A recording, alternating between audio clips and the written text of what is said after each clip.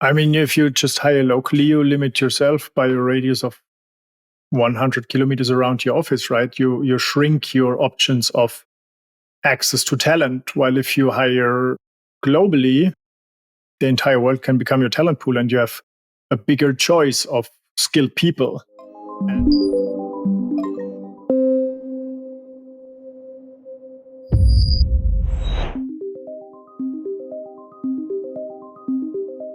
Hello out there and welcome to our weekly Ask the CEO Q&A session here at the Virtual Frontier.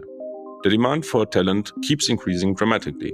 However, the vast majority of organizations are still mostly working with, or better say suffer from limiting themselves to only local approaches in the search of talent. I mean, working with freelancers and project workers is not a valid option for them at all. Concerns regarding safety, wrong assumptions on commitment and availability, mixed up with some false beliefs about reliability and stability, lead to these huge piles of job openings all around. Looking at your company hiring demands, you might be confronted with a long list of openings, or worst, where you have openings that are lurking around on the job board for months. Let's be frank, those openings are not only open on your job site, they are also reflecting the gaps of knowledge present in your organizations. If you miss your hiring goals, you don't end up building all the things you need to build, or they move much slower and might lose relevance quickly. So today we are going to have another look at solutions how to hire freelancers with skills that you need so urgently. See you in just a flash on the other side.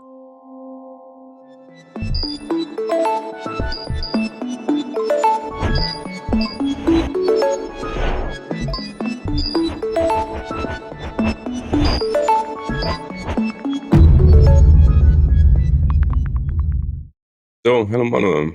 New session here at the Virtual Frontier. Our Q&A session is going into episode 36 today. And our topic is going around hiring freelancers and hiring freelancers with skills and how reliable they are.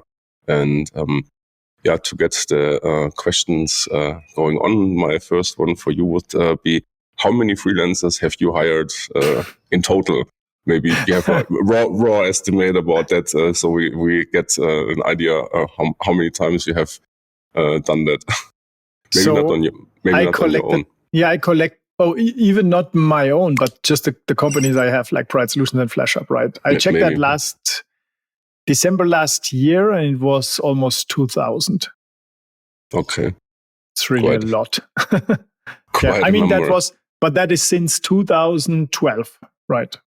Yeah. Okay. Yeah. And if you see that whole number of 2,000 plus whatever people that you have worked with, how many of them were like failed hires that you said, that didn't work out and we need to stop that at some point, or that just didn't work out as expected? 30% approximately, 25 to 30%, I would say. That didn't work out. Mm-hmm. Okay. Yep. And do you have like an comparison to how was the percentage that to your local hires that you did before? So if you hired before 2012 or maybe after that person locally, if there's a conversion, how was the percentage there in failure in hiring? That's a good question, and this is an important one, because I would say the rate was even higher, but I didn't take the consequence to stop the cooperation with these people because I didn't have any alternative, right? And when I'm looking back to which people I hired like 2012 till 2016, just because I had to and I didn't have any other options, I think 50% is the failure rate at least. Yeah. And do you have an idea? Maybe you can explain it on a top level first, because we're going to dive in maybe into the details a little bit later. Why companies and maybe the HR departments are concerned on a top level when it comes to hiring freelancers in the first place? I think what have you received? Yeah, there are a lot of false beliefs, and the number one false belief is that generally freelancers are not reliable and they don't stay, they leave fast. I didn't experience that. I have freelancers that work with me since 10 years. I have freelancers on average that work with me since for 3 years and more. The big problem is just when people are working in an environment where there is no clarity about what they really need. They just see, okay, I need a guy, and then they have some buzzwords around what they need, like change manager or this is the best thing, project manager. When I always hear project manager, I know they want, in Germany we say eierlegende Wollmilchsau. How's that in English? Ecklecking Wohlmilchpig. Yeah, something like this. A person that has all the skills, does everything, right? On the highest expert level, of course, right? Yeah, and sure. And simply they don't know how a project works. And then as they don't know how a project really works from all perspectives, I mean, from the perspective of requirements management, of change management, perspective of budget management and cost management, release management, like these are all separate things, right? But people typically don't want to hear that. They think, okay, I hire a project manager and then this guy gets the project done, which is not possible because the project manager cannot get the project done. It's the team that gets the project done, while the project manager provides plans and reports and transparency for the team. And that's the typical biggest issue, that people don't know what they need. They are not clear about the skills they need. And then they fire people fast or say, it didn't work out. This freelancer was not reliable. But maybe it was just the case that this freelancer committed to something differently than you asked this person. And then the freelancer felt either overwhelmed or not appreciated, or the freelancer felt that he or she cannot be productive in this environment because there is no clarity and it's just like chaos, right? And in many work environments, there is just chaos. And you see that after the world started working remotely, how many meetings most people have. That is just an indicator how much chaos you have in the business. Mm. Because otherwise, if things were pretty clear, you don't need so many meetings. And this is one symptom of a lack of clarity. And this is why often the cooperation with freelancers doesn't work well. And then, of course, these people, they leave because they have so many other opportunities to work in other businesses that when there is no way to succeed in this environment, even if they try, of course they leave. Why shouldn't they leave? Right. Exactly. And what could the company do, like to go, get more used to or get more friendly with these concerns around, like that what you just mentioned, reliability, safety, availability, stability, and all those things. So, you just mentioned a little bit in the first, like getting clarity, but what else is missing? I think this is the number one thing, getting clarity about what you expect. And to understand and know what you expect, you need to know how the entire team works and what should be the result of the team, right? And then things become a lot easier. It's like, this formula, shit in, shit out, right? If you have a lot of complexity, so many variables, mess everywhere, total chaos. And then you let this chaos enter into your team, then you have multiplied chaos, right? And if you then have like multiple clients that bring in their own chaos, and then you try to have a team that tries to compensate with this client chaos, but still has chaos in their own organization, then you have exponential chaos. And that's a big problem. So reducing complexity from the input by clarifying what you really want as an output from your team. And you can do this by defining KPIs and deliverables they should create on a regular basis. For example, a marketing team on a regular basis creates campaigns and content, right? And they measure their effectiveness by looking at the KPIs of the funnel, of the campaigns. So then they see if things work or not, and they come up with suggestions for improvements. This is like a marketing team functions. And then once you want to hire people, you need to look at the role and define clearly which stake of the team this person in the role should hold. You define responsibilities, accountabilities. Basically, that's it. And the more clear you are on that, the more clear the person, the freelancer you hire is.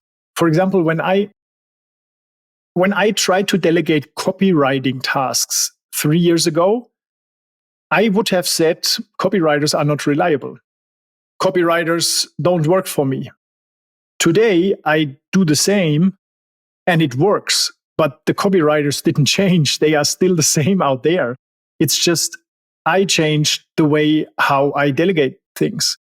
And that works so well, meanwhile, because it's so clearly defined, not what they should do. I don't tell them what they do, but what should be the outcome and what is important for me that I can just create like a 5-minute video, send it over to them, and I get awesome results because I have total clarity of which content I need, what should the content do, just in the case of copywriting, right? And what I need to provide as an input.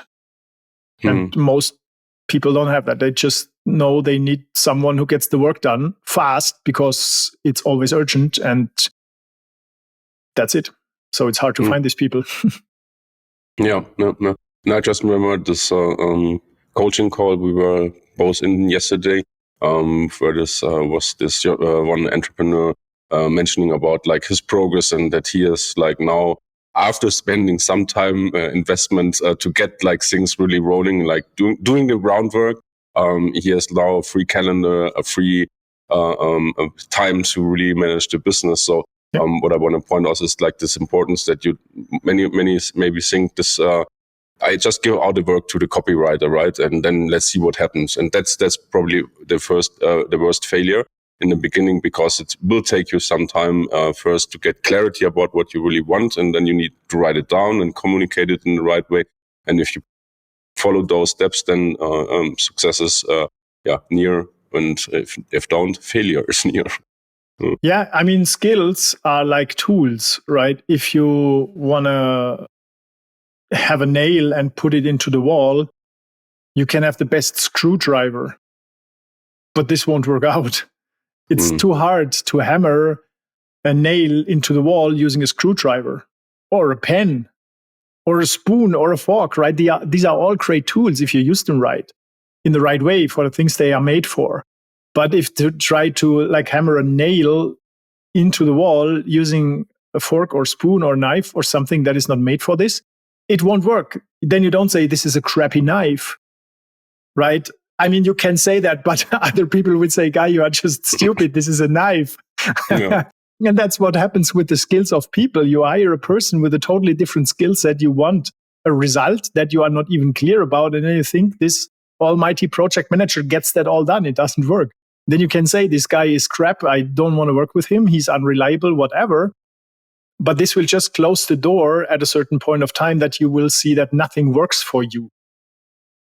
And then you have a big problem because nothing works for you, right? You need to put yourself in the perspective, asking yourself, okay, so why didn't this work? And where did I lack clarity? And what did I expect but not communicate or check up front that I want from this person? Because expectations are the second biggest problem after skill abusage. If you have an expectation and you don't communicate it, it's your fault. I mean, you cannot expect that the other person knows it if you don't communicate it and you expect it. So these are two very, very, very, and again, very important things to consider when you hire people, freelancers or employees. Yeah. So for our audience, maybe from a technical side, could you explain how the screening and the hiring process or testing maybe in the meantime is working for our teams when they hire onto new roles, and how this process is going, so we're ensuring the quality on the way? Mm-hmm. Yeah, we spend a lot of time in standardizing the setup of our teams by always having the same roles in the teams and then just replacing the skills. So that makes sure that the teams always function in the same way, following the same rules and the same culture, the same meetings, the same workflows, just the skills are different. For example, if you have a developer, then you can change the skill, the technology. You can have a Java developer and you can have a PHP developer, but still how this developer works with other people in the team, how this developer interacts with the team members, that's always the same. And that helps us create team blueprints with role definitions that are also always the same, just like the technology or the marketing platforms, they then can be exchanged. And then these people submit these roles of the team to our HR team, and they source and assess freelancers. But as the role is very clearly defined, not with buzzwords, but with concrete skills and responsibilities and accountabilities, the recruiters can assess this and can test this and can validate this and check if the person has the skills. Right? If I put into the role, this person needs to be proactive. My God, how do you want to test that? Right? This is just something that you put there to put it there, and it clearly signals that you have no idea what you need, because it's a very vague general thing. But if you say, I need a person that has proven sales copywriting skills, you can validate this. You can ask for work and can look at it if it's good copywriting, and you can ask for KPIs. How did this copy convert? Or a developer. You can find a developer that is great in PHP development. And you can look and see if this person knows how to do PHP development by giving this person a test task, for example. And then you get the result and you can check it. But if you say, I want this person to be more proactive, or I want this person to be, I don't know, positive-minded, a team player, right? These are vague things. These might be soft skills that you can assess with a lot of effort, but it's almost impossible. My favorite is rockstar. Yeah. Yes. I mean, which job post do you see? If I read rockstar, I just close every job description. This is like a red flag for me. You are a freelancer yourself. What are the biggest fails that you see in job posts where you just think, what do you want from me? Yeah, I think we had that before. Like they're like two extremes for me. What I see regular in job postings is, one is like the job description, like 2 pages long, describing like from top entry from the company to leaving the company. Like everything is laid out and but in the extreme. So this is the one side, and then the other one is like just we need to hire a freelancer XY for role. Contact us, and then this is also like this is what I see. And some companies get it right, of course, right? They make this role description. They think about, okay, what role is this? What are the requirements? And not overspending in the job description. But this is like some of those extremes I see regularly. Mm-hmm. Yeah, cool. What do we do in case things are not working out as expected? You mentioned in the entrance the 30% maybe of failure, and where things haven't worked out as expected.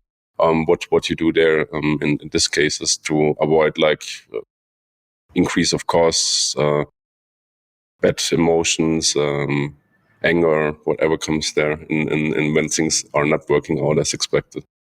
I think you definitely need to separate that emotions like anger, frustration, and what else comes up in you, and then not blame the other person, because in most cases, even if it didn't work out, I always realized that a person was trying with his or her best intention to get the job done, but obviously I wasn't able to understand upfront if this person is a fit or not. And I always put myself into the perspective of asking myself the question, what do I know now that I didn't know before? So then when I hire a person next time, I know one additional requirement I need to assess for.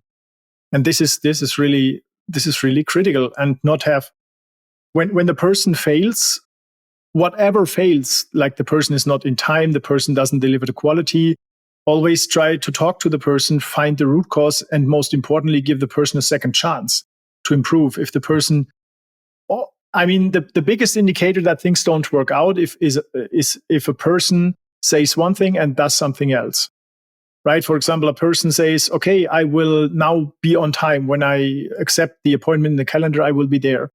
And the person said that 5 times and still is not in time. I'm not talking about a 3-minute delay, but about 15 minutes delay, or just not showing up without upfront notice, right? And if you say that 3 times after another and it still doesn't work, then I would tell the person that we need to go separate ways, because somehow we don't have the same level of communication. It doesn't work. I can say whatever I want, and the person commits to something and still doesn't do it, then what should I do? I have no idea how to change that then. Yeah. Yeah, this is I think you mentioned like two things, right? First is like this system problem. If there's something in the system not working, you need to work on the system side and see what is missing, so this person or this role can really do their work and perform. And on the other side is like this people problem, if you want to label it for that for a second, where you have like someone that is just not coming up with the work that you expected, or missing out appointments and never showing up, and this is also bad, can have bad effects on the outcome for the company. So Okay. What difference are between local hire and working with people on a project base with a lot of speed, and why is it so crucial to have this time aspect in mind always, if you have this local hire, or you can hire like from the global talent pool, if you call it like that? I mean, if you just hire locally, you limit yourself by a radius of 100 kilometers around your office, right? You shrink your options of access to talent. While if you hire globally, the entire world can become your talent pool, and you have a bigger choice of skilled people. And that speeds up the hiring process. I remember when we just hired locally, it took us 3 to 6 months to find a person that was typically a trade-off. While now we can find these people within 2 to 3 weeks, sometimes even in days. And they are really a good fit. Because first of all, we know which type of people we want, and we have that clearly defined to set expectations properly. And then we can like source the whole world. It's like marketing, right? It's like building an HR funnel that you typically build when you try to win leads that should become your clients. And here you try to win leads of people that want to work in your business. And I think we are not in the days anymore where employees of Freelancer can be so grateful if they have a job, because there are more than enough jobs for great people outside, and they have the choice. So you need to ask yourself, why and how can you be attractive for these people to work with you, in the same way as you communicate to your clients why they should work with you. So it's all about marketing, making offers, being attractive, motivating people with aligning with their interests. So this is, I would say, crucial. And it's easier to do this online and digitally than just to do it locally, offline. Yeah. And you just mentioned in the entrance that you have freelancers and people you work with like more than 10 years, and on average, I think it's like 3 to 5 years, something around that. Why, or what is it that if you work with a person on a freelance base or project base, that you are able to recognize much more or much faster if things are not working out, right? And like the flexibility and the ability to adjust that. I want to point out that because if you do maybe a local hire, this is completely a different story. And what you have experienced there. It's also easier to like have a conversation if you hire a remote freelancer or employee, and have an honest conversation where the person thinks he or she is overwhelmed, where we request work that the person doesn't have the skills to, and then just look if you can find a replacement for a specific skill set. Because you can hire so fast and you can get an access to a wide range of skills online. You can, for example, if you have a project manager that is poor in accounting, project accounting, then you can hire another accountant pretty fast that works together with the project manager and compensates for these missing skills that you need. And locally, then you hire like 2 full-time people, which is a big cost on your payroll, and it takes a lot of time to find these people. While online, you can hire like an accountant for 5 hours per week, and the problem is solved. Right? It's the difference if you need a tool and you buy it, or you just take it to use it. Yeah.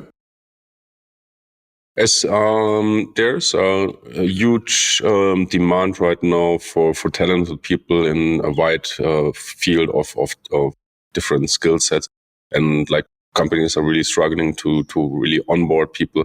Why do you see it also like really as a crucial and important thing that we stay open-minded and look out for new opportunities and how to work with people and get like the work done? I think because, just sitting together with other managers and business owners and complaining that there is such a big staff shortage won't solve the problem, right? But this is what I see so often, that people since years complain about the same problems. Staff shortages everywhere, so hard to find people, so hard to keep people. It's the same story since years, since 10 years, right? And I think for these people, it stays the same story. They just continue like complaining instead of changing it.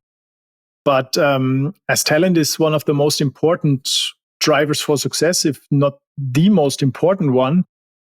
And if you want to be successful in the future, I think you need to consider different ways as the work environment changed, as the requirements of employees and freelancers changed. Now they want to be also more flexible, work when they want and wherever they want, instead of being in this strict corporation culture where you have to wear tights and all that, and not tights. How is that called? Ties. Yeah, tight is a different thing, right? It's from running. Yeah. So I think people don't want this anymore. There might be people that still like this, but the majority of people, they experience that remote work is a nice thing because it gives them more flexibility and aligns their job with their personal life and contributes something positive to it. Yeah. Manuel, anything I have missed or you would like to add some closing words? I think we can put a role description template in the show notes so that people see and know which parameters they need to define to attract great talent and to set crystal clear expectations. No, I will do that. And besides that, nothing else? Then happy scaling and see you next week on our next Q&A session, Manuel. All right, see you next week. Thank you. Bye-bye. Bye-bye. We hope you found the session helpful. Head back to our in-depth blog article on how to hire skilled freelancers in 10 steps. Did we miss something in this conversation? How can we do better so you get out more value of our content? Let us know in the comments and reviews how you handle the talent shortage in your organization. What holds you back to open up the talent search and make the globe to your talent pool? We love to read and respond to your comments. To round the session up and make sure you are not missing out on upcoming episodes, hit the subscribe button, give us a thumb up and share the session around with your friends and colleagues so they can take advantage of this content too. Sign up for the free Business Builder training on flashup.io and learn more about how to scale with your business at any time, work with global top talents and make work better. On behalf of the team here at the Virtual Frontier, I want to thank you for listening. And as always, remember, keep exploring those new frontiers.